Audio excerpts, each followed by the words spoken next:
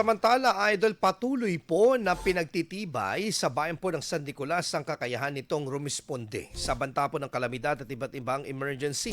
Kaugnay po nito, nagpapatuloy ang konstruksyon ng Emergency Operations Centers or EOC na inaasahang magbibigay ng malaking benepisyo sa mga residente sa oras na ito'y matapos.